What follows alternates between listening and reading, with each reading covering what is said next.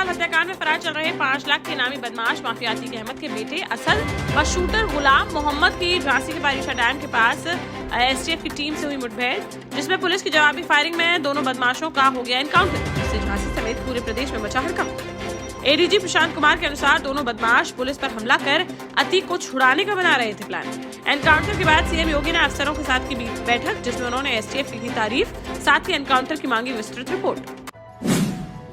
अतीक के बेटे व शूटर के एनकाउंटर पर सपा सुप्रीमो अखिलेश यादव ने योगी सरकार पर कसा तंज, जहां उन्होंने ट्वीट कर लिखा कि झूठे एनकाउंटर करके सच्चे मुद्दों से भटकाना चाह रही है भाजपा सरकार।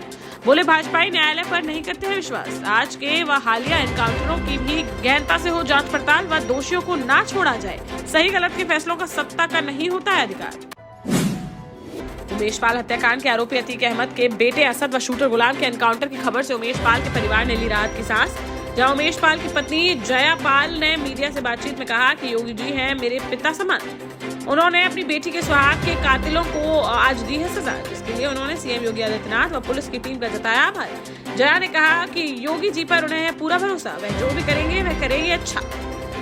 बोली इसी तरह की कार्यवाही आगे भी रहे जारी। उमेश पाल हत्याकांड में आरोपी माफिया अतीक अहमद व उसके भाई अशरफ को गुरुवार को प्रयागराज की कोर्ट में किया गया पेश, जहां सीजेएम कोर्ट ने दोनों को भेज दिया 4 दिन की पुलिस रिमांड पर। दोनों भाइयों से 17 अप्रैल शाम 5 बजे तक की जाएगी पूछताछ। वहीं पेशी के दौरान जब अतीक को असद के एनकाउंटर की मिली खबर, तो कोर्ट में ही जमीन पर बैठकर फूट फूट कर रोने लगा अतीक अहमद। कोर्ट परिसर में अतीक अहमद मुर्दाबाद, उमेश पाल अमर रहे के लगे नारे।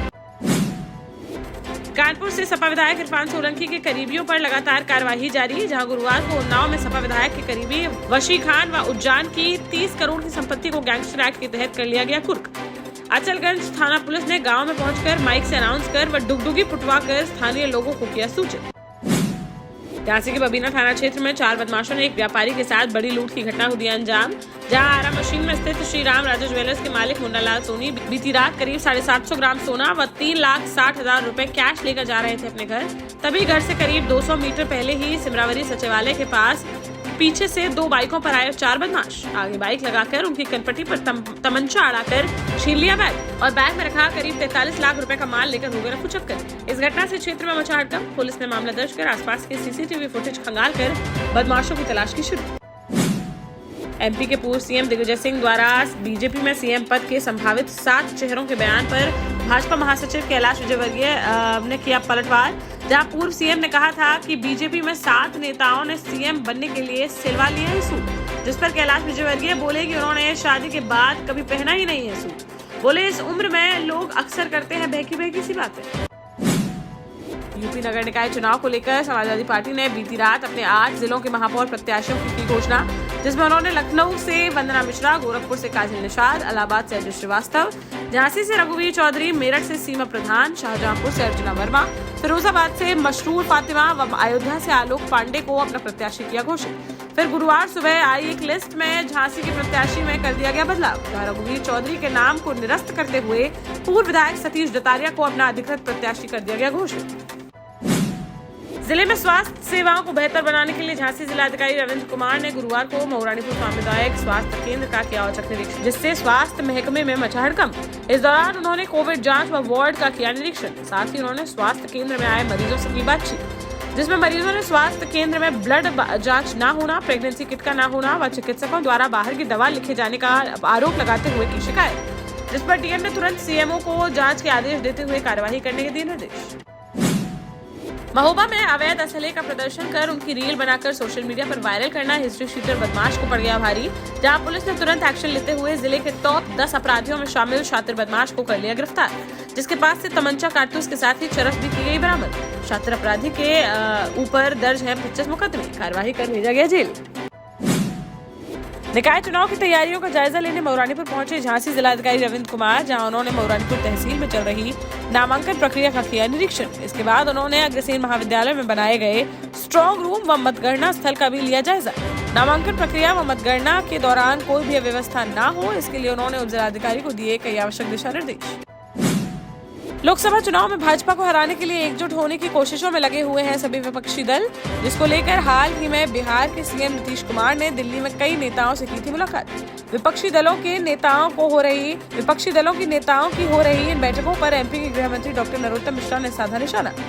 जहां उन्होंने जानवरों से कर डाली विपक्षी दलों के नेताओं की तुलना। बोले, जब सियार, हिरण, लोमड़ी इस तरह के जानवर एक घाट पर पी रहे हो पानी, तो यह मान लेना चाहिए कि दूसरे घाट पर है शेर। मोदी जी की चल रही है सुनामी, इसलिए सब पकड़ लो एक दूसरे का हाथ। डिग्री और रोजगार के मुद्दे पर कांग्रेस और युवा कांग्रेस कार्यकर्ताओं ने सतना में प्रदर्शन करते हुए भाजपा कार्यालय का किया घेराव, जहां पुलिस व कांग्रेसियों में देखने को मिली तीखी नोकझोंक, जिस पर पुलिस ने सतना विधायक सिद्धार्थ कुशवाहा समेत आधा दर्जन से अधिक कांग्रेसियों को कर लिया गिरफ्तार। कांग्रेसी बोले, सरकार युवाओं को दे रोजगार या उनकी डिग्रियां ले ले वापस। मध्य प्रदेश में एक बार फिर से पैर पसार रहा कोरोना का संक्रमण, जहां गुरुवार को केंद्रीय मंत्री ज्योतिरादित्य सिंधिया के बेटे महाआर्यमन सिंधिया की कोरोना रिपोर्ट आई पॉजिटिव। महाआर्यमन कुछ दिनों से खांसी बुखार से थे पीड़ित, जिस पर डॉक्टरों ने उन्हें कोविड टेस्ट कराने की दी सलाह और देर रात आई रिपोर्ट में वह पाए गए कोरोना संक्रमित। टीकमगढ़ के मोहनगढ़ थाना क्षेत्र अंतर्गत दरगाह कला गांव में गुरुवार सुबह एक 27 वर्षीय महिला ने अपनी 7 साल की बच्ची के साथ कुएं में लगा दी छलांग। ग्रामीणों की मदद से बच्ची को निकाल लिया गया सुरक्षित बाहर, जबकि महिला की पानी में डूबने से हो गई मौत। परिजनों ने मृतक महिला को बताया मानसिक रूप से बीमार। पुलिस ने शव को पोस्टमार्टम के लिए भेजकर मामले की जांच की शुरू। हमीरपुर के सुमेरपुर थाना क्षेत्र अंतर्गत बिदोखर गांव में स्थित प्राचीन मंदिर में अष्ट धातु की सीता जी की बेशकीमती मूर्ति हुई चोरी। सुबह जब मंदिर में दर्शन के लिए पहुंचे श्रद्धालु, तब वहां से मूर्ति गायब देख क्षेत्र में मचा हड़कंप। पुलिस ने घटनास्थल का बारीकी से निरीक्षण कर आरोपियों की तलाश की शुरू।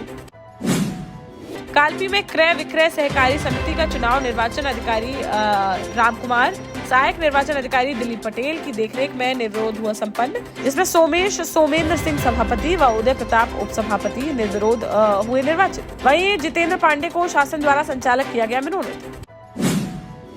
ग्वालियर में आम आदमी पार्टी ने बीजेपी के सीनियर नेता व राष्ट्रीय महासचिव कैलाश विजयवर्गीय को काले झंडे दिखाने का किया प्रयास, जहां विजयवर्गीय द्वारा महिलाओं को दिए गए सूर्पनखा वाले बयान को लेकर आम आदमी पार्टी के कार्यकर्ताओं ने जताया है भारी विरोध। इस दौरान आप कार्यकर्ताओं की पुलिस से भी देखने को मिली नोकझोंक।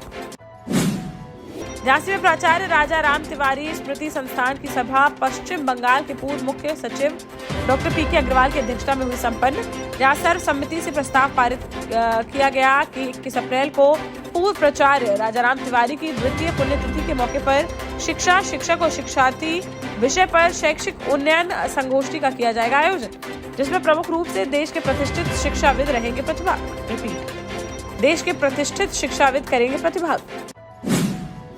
महोबा के अजनर थाना क्षेत्र अंतर्गत एक गांव में एक दबंग ने नशे की हालत में घर में घुसकर एक विवाहित के साथ दुष्कर्म की वारदात को दिया अंजाम। पीड़िता की चीख पुकार सुनकर मौके पर पहुंचा उसका नाबालिग बेटा, तो दबंग उसे व उसकी मां को धमकाते हुए मौके से हो गया फरार। पीड़िता की तहरीर पर पुलिस ने मामला दर्ज कर आरोपी की तलाश की शुरू।